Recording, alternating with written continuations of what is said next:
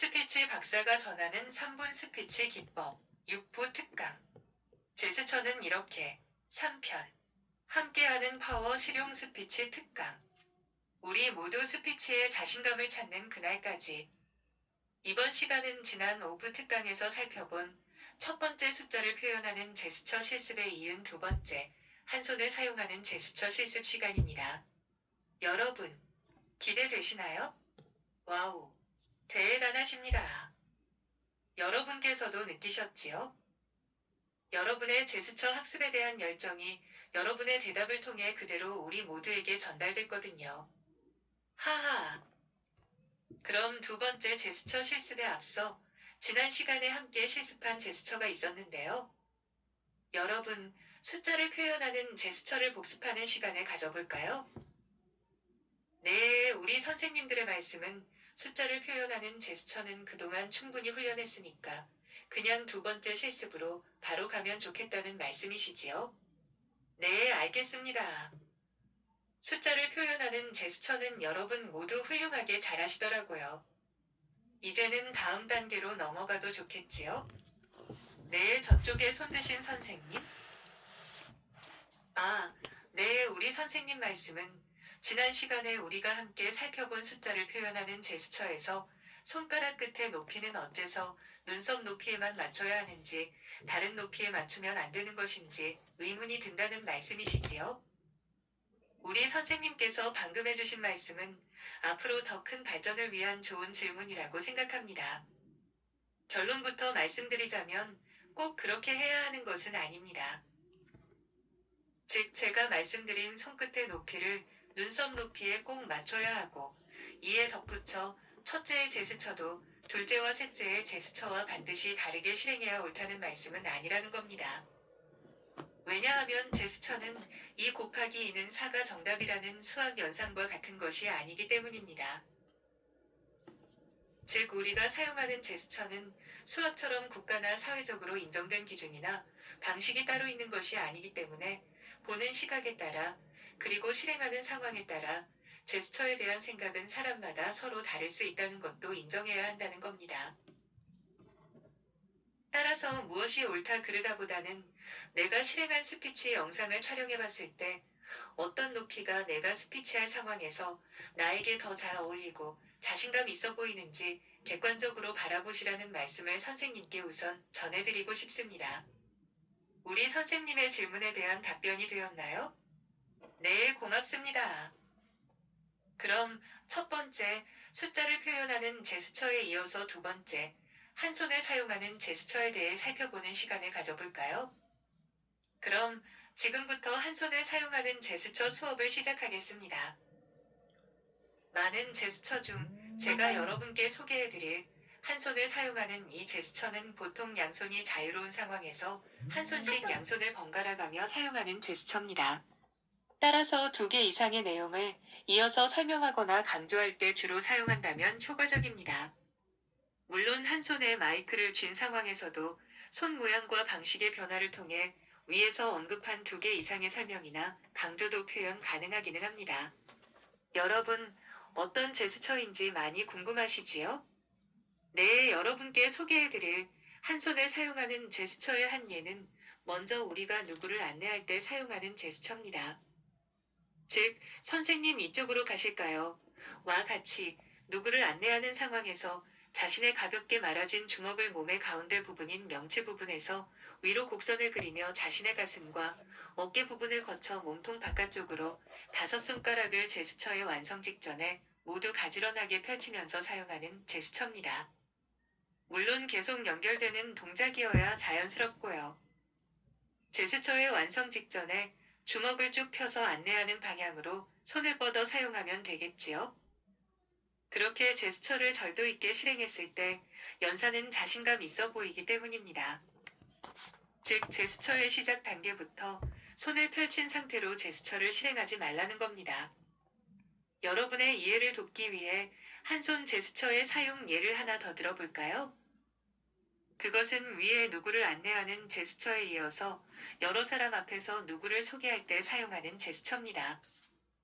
오늘의 신입 회원이신 홍길동 선생님은 이렇게 소개하는 상황에서 강조하려고 하는 신입회원의 이름, 즉 홍길동의 첫 음절인 홍에 맞춰 제스처를 실행하면 되겠지요. 반복해서 설명하자면 만일 소개할 사람이 왼쪽에 있다면 왼손을 뻗어서, 그리고 소개할 사람이 오른쪽에 있다면 오른손을 뻗어서 사용하면 되겠지요. 여러분께서는 이제 제가 소개하려는 한 손을 사용하는 제스처가 연상되시나요? 네, 여러분의 적극적인 호응은 우리 스피치 특강을 늘 활기차게 만들어줍니다. 고맙습니다. 그럼 제가 이 제스처에 대해 조금 구체적으로 설명을 덧붙이자면, 위와 같이 안내나 소개를 위해 팔을 폈을 때 몸통과 팔 겨드랑이 사이에 주먹 하나가 들어갈 수 있을 정도의 사이가 벌어져 있어야 하고요. 손바닥은 위에서 물을 떨어뜨렸을 때 그 물방울이 떼구르르 흐를 정도의 기울기가 좋겠습니다. 즉 손바닥에 손날을 너무 많이 아래를 향하게 세웠다면 물방울은 손바닥을 떼구르르 흐르는 것이 아니라 그냥 툭툭 떨어지게 될 겁니다. 그리고 이와는 다르게 손바닥이 하늘을 향하고 있다면 물방울은 떼구르르 떨어지는 것이 아니라 물방울은 그대로 손바닥에 고여있게 될 테니까요. 여러분, 이론을 접했다면 다음에 우리가 할 일은 무엇일까요? 네, 딩동댕입니다. 실습입니다. 오늘의 신입 회원이신 홍길동 선생님은, 여러분, 준비되셨나요? 홍길동 선생님은 여러분의 오른쪽에 계십니다. 강조하려는 단어는 홍길동이라는 이름 석자니까 강조할 단어 홍길동 전인. 신입 회원이신까지 말씀하신 후에 말씀을 멈추고 제스처를 실행하시면 되겠지요. 여기서 하나만 더 덧붙여 설명드리자면 이때의 시선 역시 숫자를 표현하는 제스처와 마찬가지로 정면이라는 겁니다. 즉 제스처 실행 시에는 홍길동 선생님이나 자신의 손끝을 바라보지 말라는 겁니다. 네, 그럼 오늘의 신입 회원이신 시작. 오늘의 신입 회원이신 홍길동 선생님은, 네, 잘하셨습니다. 그런데 몇몇 분들께서는 손가락이 너무 선명하게 드러나 보이시는군요. 즉 손가락 사이를 너무 많이 벌리셨다는 말씀입니다. 청중에게는 벌어진 손가락보다는 가지런하게 모아진 손가락을 보여주시는 것이 좋습니다. 왜냐하면 연사에 벌어진 손가락은 연사에게는 산만하다는 느낌을 주고 동시에 청중의 주의 집중에는 방해를 주기 때문입니다. 기상 캐스터들이 손가락을 사용하지 않고 모아진 손으로 구름 사진을 가리키는 모습이 자연스럽고 깔끔하게 느껴지듯이요. 따라서 엄지를 제외한 검지, 중지, 약지 소지의 네 손가락은 모아주는 것이 보기 좋고 엄지는 검지와 붙이지 말고 사이를 살짝 벌려주는 것이 자연스럽습니다. 자, 그럼 우리 모두가 기상캐스터가 된 심정으로 다시 한번 실습해 볼까요? 네, 그럼 오늘의 신입 회원이신 시작. 오늘의 신입 회원이신 홍길동 선생님은, 와우, 역시 잘하셨습니다. 그런데 어느 선생님께서는 손바닥이 아닌 손등이 보이는군요. 선생님 쪽으로 기울어진 손바닥의 손끝을 바깥쪽으로 더 쭉 펴주셔야 청중이 선생님의 손바닥을 볼 수 있다는 겁니다. 청중에게 손바닥을 보여주는 제스처는 연사의 솔직함과 개방성을 표현하는 좋은 신체 표현 기법이 될 수 있습니다. 따라서 이 행동은 청중에게 신뢰감을 주게 되고요.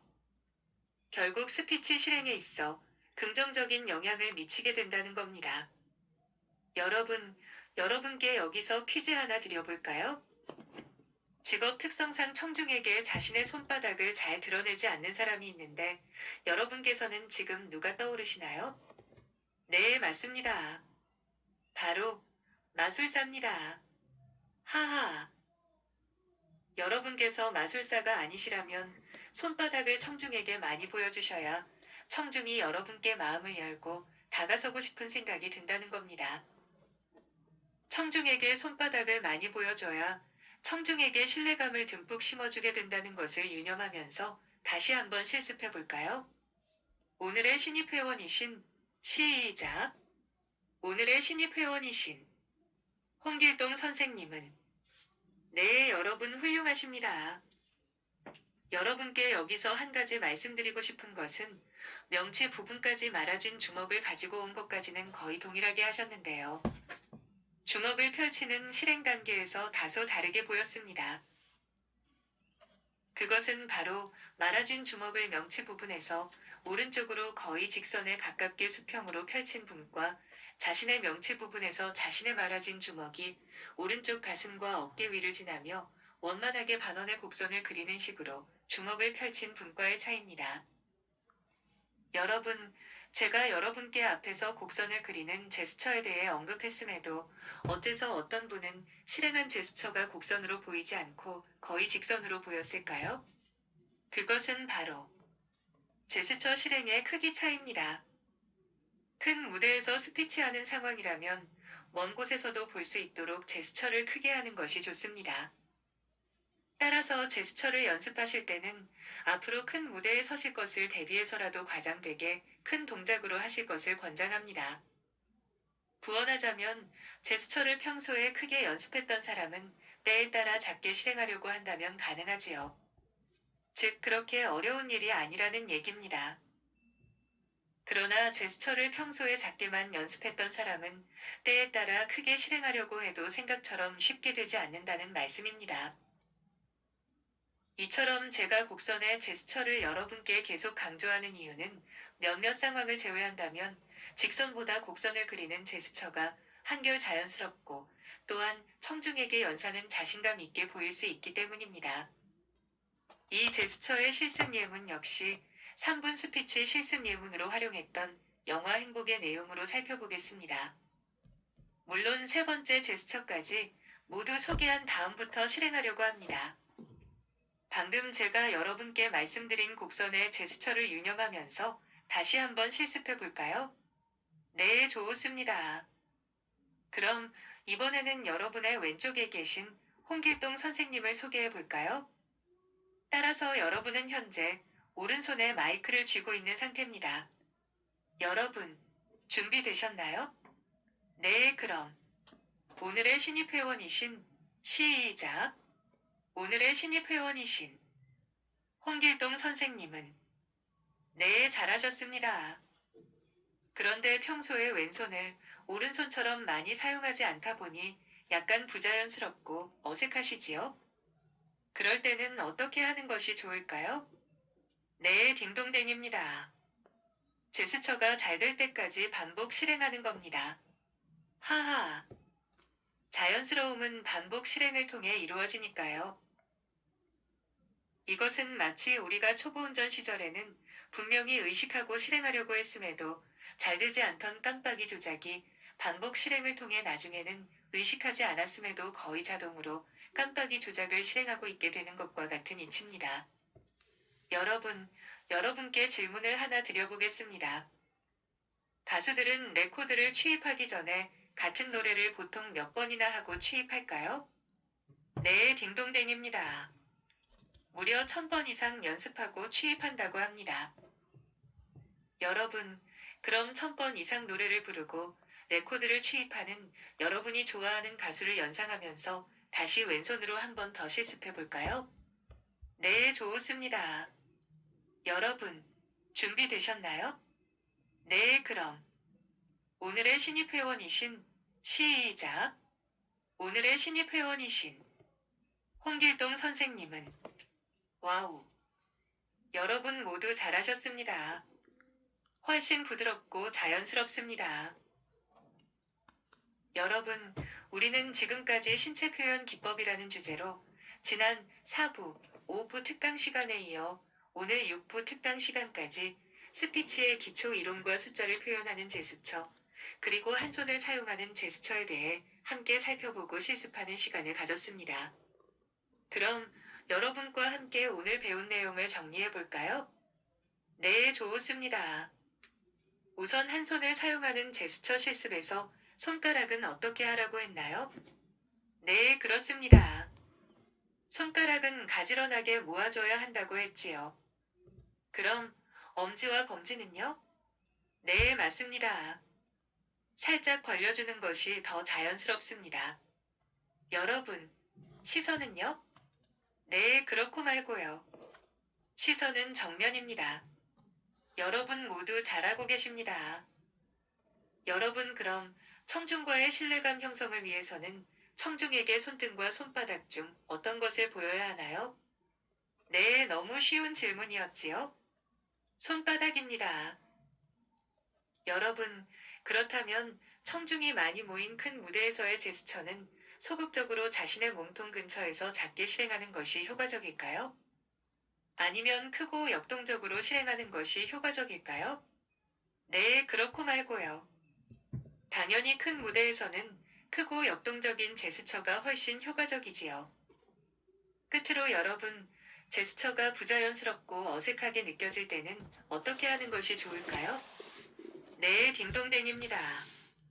제스처가 잘 될 때까지 반복 실행하는 겁니다. 하하. 자연스러움은 반복 실행을 통해 이루어지니까요. 여러분, 여기까지 적극적으로 함께 호응해주신 여러분 모두에게 감사의 마음을 전합니다. 다음 시간에는 양손 제스처를 영화 행복의 3분 스피치 예문에 맞춰 실습하는 시간을 갖도록 하겠습니다. 3분 스피치에 제스처를 적용해서 사용하다 보면 제스처는 언제 넣는 것이 좋고 여기서는 어떤 제스처를 넣어야겠다라는 것이 여러분의 머릿속에 그려지실 겁니다. 여러분 기대되시나요? 좋습니다. 끝으로 여러분과 함께 외치고 오늘의 3분 스피치 6부 특강 마무리하겠습니다. 3분 스피치. 잘 될 거고, 잘해왔고, 잘하고 있어. 다 함께 박수. 짝짝짝짝짝, 짝짝짝짝짝, 파이팅. 이상은 김현기 교수님의 파워 실용 스피치 특강 내용의 일부입니다. 혹시 위 내용에 관심이 있다거나 더 많은 정보를 원하신다면 구독, 좋아요 꼭 눌러주시길 바랍니다. 그리고 주변 분들에게 공유 부탁합니다. 감사합니다.